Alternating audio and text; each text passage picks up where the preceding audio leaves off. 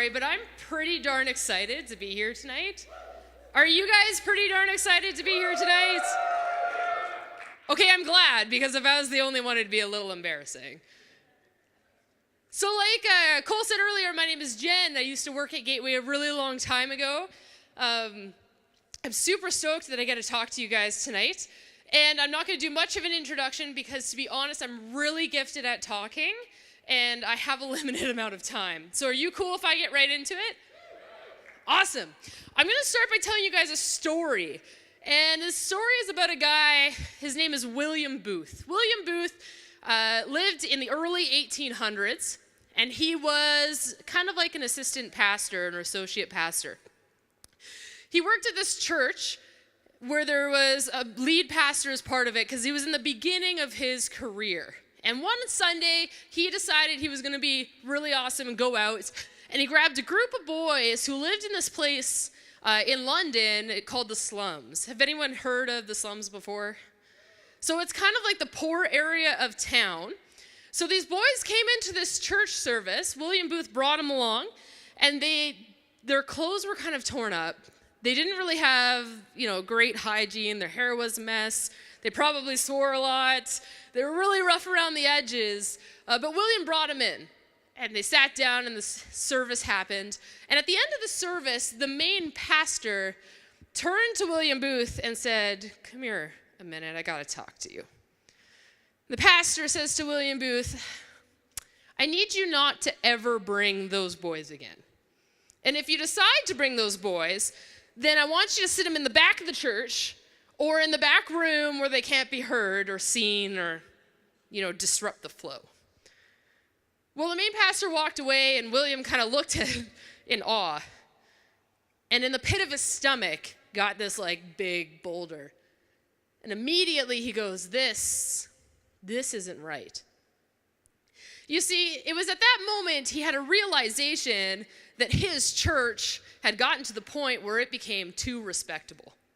And what does that mean? It means that when people came to church, they put all their fanciest clothes on, they made their hair up nice, they, sprayed the perfume on and made sure that they walked with the swagger on the way in, but they did it for everyone else in the room.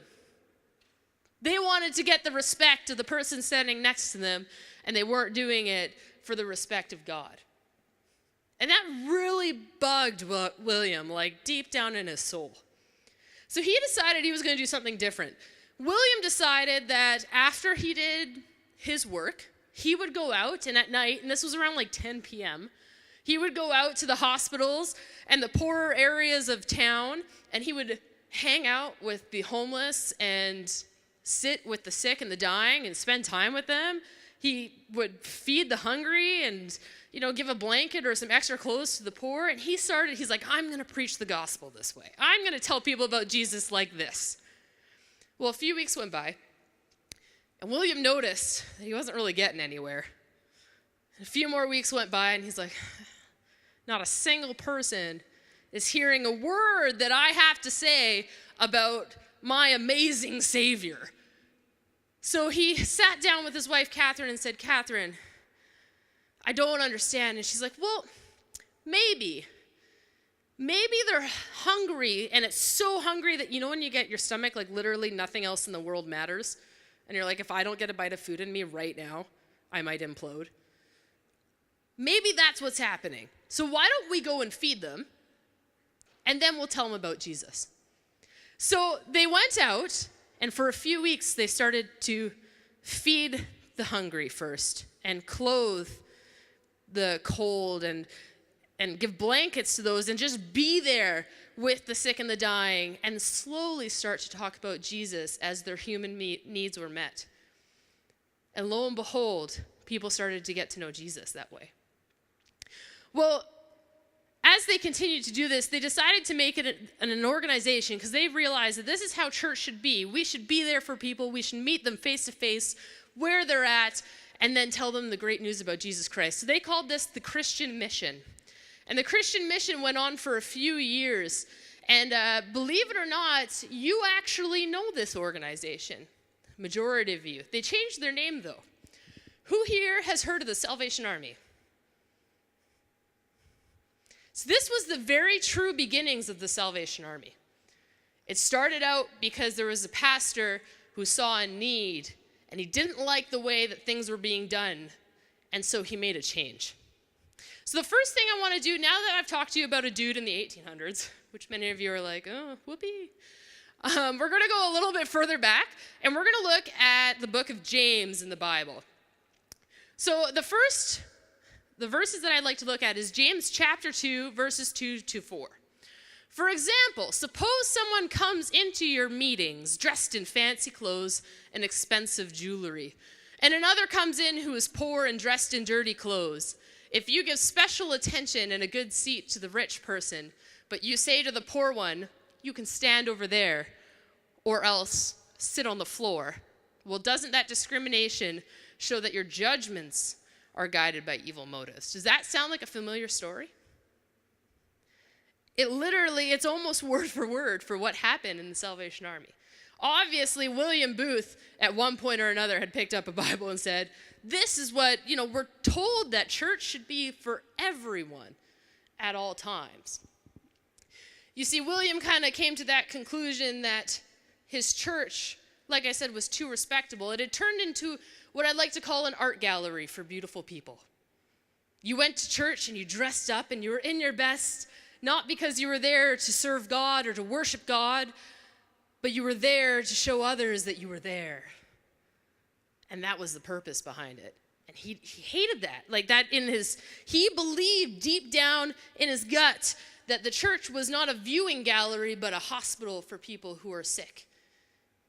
Now, not an actual hospital. It's not like he brought in sick people to the church to heal them. But the purpose was that people came to church exactly as they were and weren't judged because of how their clothing was, or if they hadn't had a meal in a few days, or if they hadn't had a shower.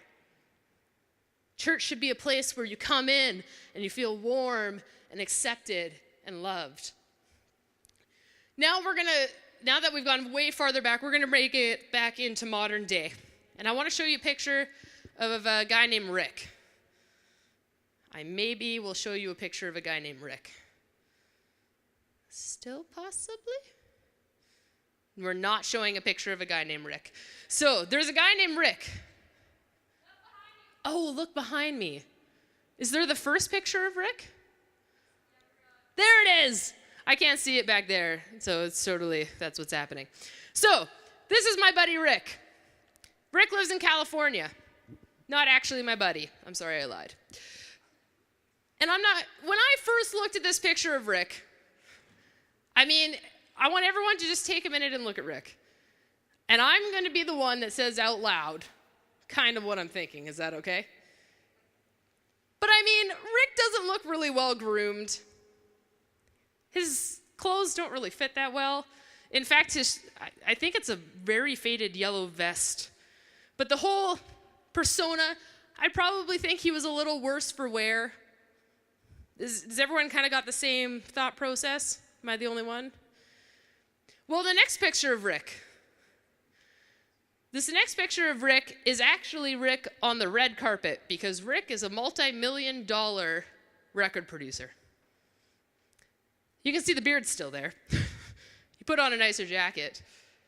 But you see, when they asked Rick, they go, Rick, you live in this great house, you drive a decent car, and here you are wearing random kind of looks like, secondhand clothing and tattered, and it looks like it's old and hasn't been washed. Why? And he's like, I don't care. You see, for Rick, it's about something more than just what he wears. It's about the music that he produces. What really drives Rick is when he puts his heart and his soul into working with artists and bands and producing an amazing album. And that's what really drives him.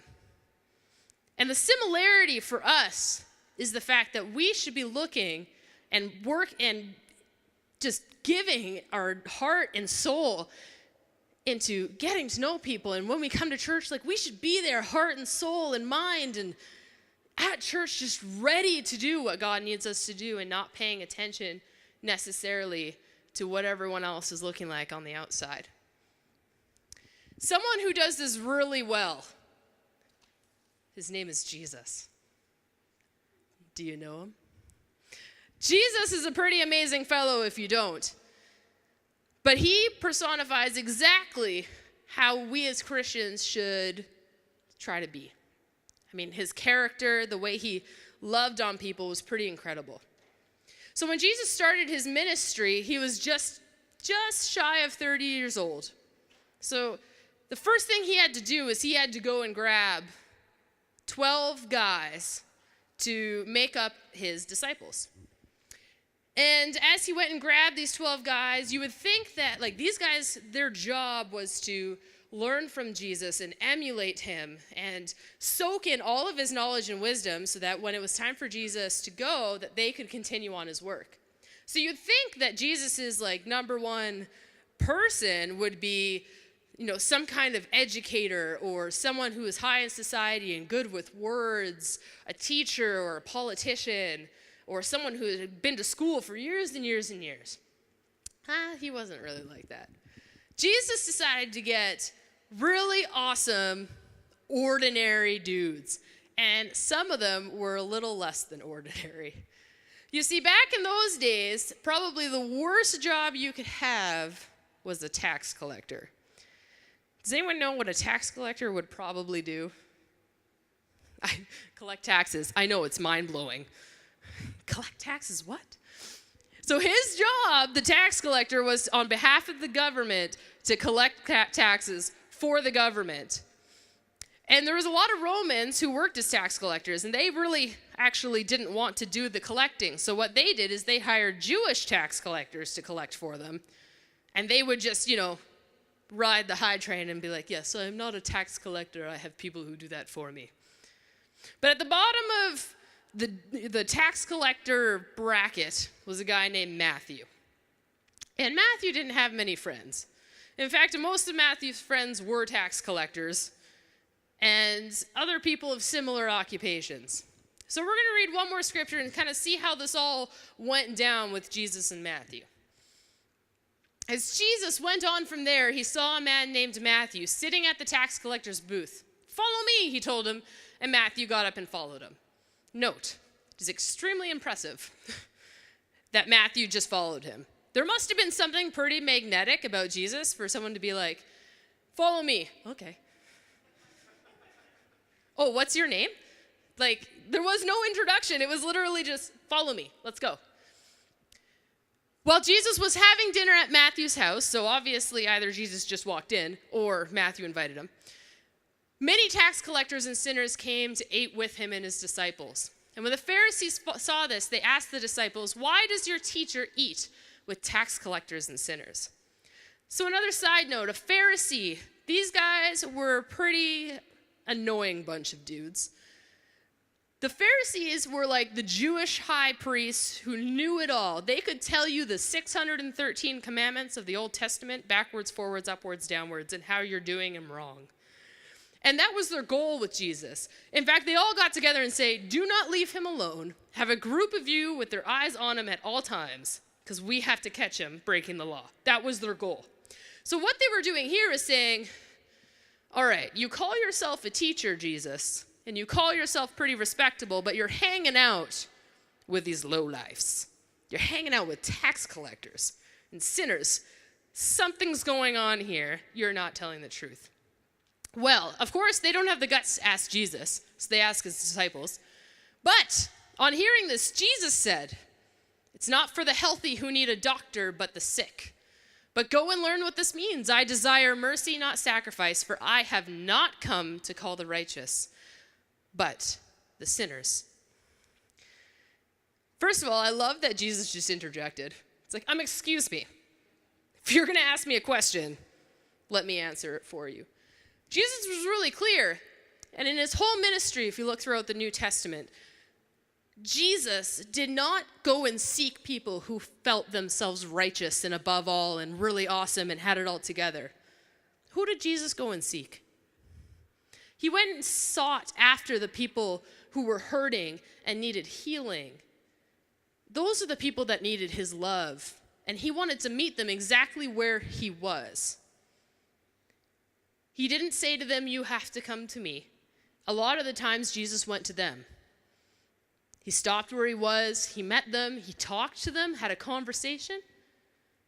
What an amazing example of simply loving someone. So, how do we do this? I mean, in this day and age, it's not like we necessarily are against tax collectors. I mean, we're not happy about them. But it's not like we get angry and dissatisfied with them and we shun them. And no, it's not like that. But I challenge you to think for a moment.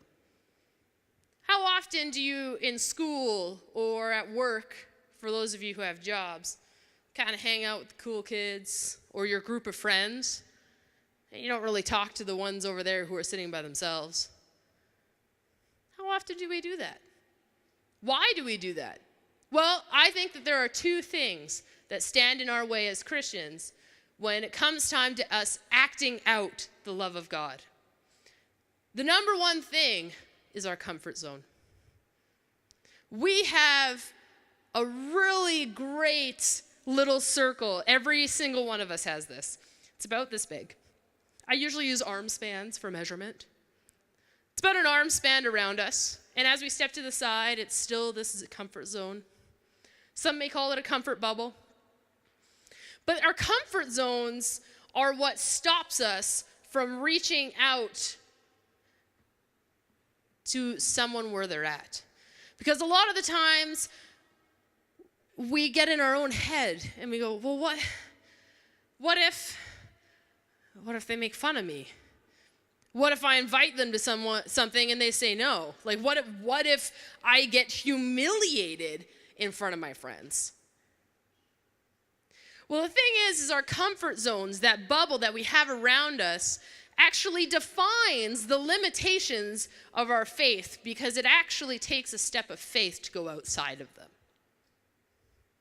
So if there's that person, that young guy or that girl sitting at the table by themselves, it is uncomfortable for you to leave your friend group and walk over here and go, oh my goodness, make this not be awkward. But it's a step of faith. It's a leap of faith that we have to take. I like to refer to it as the bumpers in the bowling alley of life. Who here uses bumpers when they go bowling? Please don't let me be the only hand up. Okay, there's like 3 more. Thanks, guys. Bumpers are great because you're guaranteed to hit the pins at the end of the bowling alley, aren't you? Like, I literally just feel, I'm like, okay, let's see how many points I can get. Bumpers are awesome. Bumpers are comfortable. See what I'm doing here? But when you take the bumpers away, all of a sudden there's a chance for a gutter ball, and no one wants to bowl a gutter ball. It's embarrassing, especially when you're 5-pin bowling and you've done a trick shot. But what if, that feeling of when you bowl the ball and there's no bumpers and you get a strike, feels pretty amazing. What if you leave your friend zone and you step out in faith and you sit down and you talk to that person and all of a sudden you realize that you have some awesome things in common? What if you invite that friend to church, the one that you've been thinking about inviting for the past few years but haven't really invited them because you don't know if they'll say no, and if they say no, they'll never be your friend again, and then you will have one less friend on Facebook. But what if they said yes? And honestly, people, if someone says no and then unfriends you because you're inviting them to church, I'm thinking they're not really your friend. Because church is a part of who you are. And you'd want to share that with them.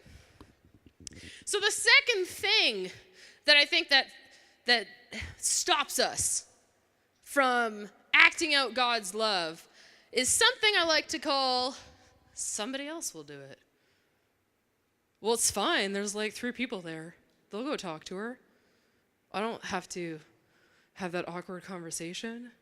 Like, what are we going to talk about? Someone else will do it. Did you know that this is actually a studied scientific social phenomenon? It's called the bystander effect, and they've actually done many studies on this. It's a very unfortunate fact. And the bystander effect is essentially that if someone is hurt, so say there's a victim, there is a less chance of them being helped the more people there are around. Why? Someone else will do it. In fact, the victim has a better chance if there is just one person standing near them for them to be helped than if there was 10 people standing near them or 50. And they've studied this. And I won't ask you to put your hand up, but I want you to think honestly and be honest with yourself. Have you ever said someone else will do it? Maybe your pastor has come up on stage at church and said, hey, we really need some extra help greeting this Sunday, or we really need some people to hang out with the youth or with the children's ministry. And you're sitting there going, well, there's at least 20 other people in my row. Someone else will do it. Have you had that before? I've done it before. And again, if I'm the only one, my feelings are a little hurt. But at the end of the day, we have this mentality that someone else will do it. And if every single person in a row of 20 says someone else will do it, who does it? Nobody. Who has the conversation with the girl at the table? Nobody. Those are the two things that I think we really need to kind of get over. We need to get over ourselves a little bit. To kind of bring it back to the Salvation Army that I started with, they have a motto that I absolutely love. Like I love it. And it's really simple. They have it actually on their uniforms. If you've seen the uniform, there's an S here and an S here. And it stands for saved to serve and serve to save. Guys, as Christians, we have found this amazing grace in Jesus Christ. We have found this unbelievable love and this relationship that I will tell you that I would not exchange for the world. Why wouldn't we want other people to feel that way? And I don't mean that you have to be going out and banging your Bible on people's lockers and saying, you must know the Lord. If you're called to do that, just be careful. But what I am saying is maybe we can do little acts of faith, what I call faith in action, or God's love in action, in order to kind of change the way that people see this God fellow. I mean, if people know you're a Christian and you're doing the exact same thing as them, are you any different than them? No. I mean, if you're saying the same words or gossiping the same way or ignoring the same person at the table, there's nothing special. But what if we took the step outside of our comfort zones? What if we stopped saying, someone else will do it, but I'm going to do it, and actually put our faith, our steps of faith, our leaps of our faith into action? Maybe it means actually talking to the girl at that table and having that conversation. Maybe it means, during the week when you're riding the bus to school, instead of sitting there with your headphones in and on your phone and praying that no one will talk to you. I've done it. Maybe we take the earphones out. Maybe we have a conversation. It's only a 20-minute bus ride and you get to leave at the end. What if we smiled a little more? What if we actually told people how awesome they are? These are small things that we can do that can actually show people that God's love is amazing. Because soon people are going to ask you, why are you happy all the time? What's different? And you can say, so I know this guy named Jesus, and he's pretty swell. What about Sunday mornings at church? I mean, for a lot of us, Sunday mornings, we come to church, we sit down, we worship, we listen to the speaker, and we go home. Oh, and there might be a coffee in there. But what if on a Sunday morning, we took that saved to serve seriously and said, you know what? This morning, I'm going to be that massive smiling face that people see when they come in the doors so that they know I'm ecstatic for them to be at church on Sunday. Like so excited. Maybe not like freaky excited, but still really excited. Or maybe you're deciding, you know what? I'm going to go hang out with the little kids in Sunday school. Or I think they call it the Gateway Kids here. I think they call it. I used to work there. Gateway Kids. And maybe you're there and a parent comes in with her 2 kids for the first time and she sees how excited you are to work with her kids. Maybe it's on a Sunday morning, not just chilling with your friends in the front row of the church service, but going and talking to not 1, 2, but maybe 3 new people. Just saying hi. I'm just saying there's little things that we can do, guys, to walk out our steps of faith, to act out this amazing love that God gives us. And the more he pours into you, the more we should be able to splash onto others as we take those leaps and actually reach out into their lives. It's a pretty incredible thing. So that's my challenge for you today, is I want you to not just this week or this weekend, but I want you to step out of your comfort zone. Just give it a try, just for me. I'm always watching. Not really. It's kind of creepy, isn't it? But I challenge you. Just take the leap of faith. It could just be a small thing at a time, opening a door, saying hi to someone, buying someone a coffee. I know you can do it. All right, so that's all I got for you, but I'd love to end in prayer. Are you okay if I pray with you? More excited. All right, I'm a big fan of standing and praying, so if we could all stand. Fantastic. God, we want to thank you so much for bringing us together tonight, for allowing us to come and hang out with each other, have a great time, and hear your word. And God, I just pray that as we continue to fellowship and hang out with each other tonight, Lord, and try new things, I pray that you give us all the courage and the strength that we need to take that leap of faith. Knowing that at the end of the day, that you will be there and you have our back, and it's okay if we get let down or rejected, because at the end of the day, at least we know. And God, I pray that as we go about our week coming forward, that we start to talk to new people, that we start to take this love that you have given us and just spread it all around, because we want everyone to know this amazing grace that we've found. Lord, I ask that as everyone makes their way out tonight, that you just give them safe journeys wherever they may be headed, and keep them safe. Everyone says...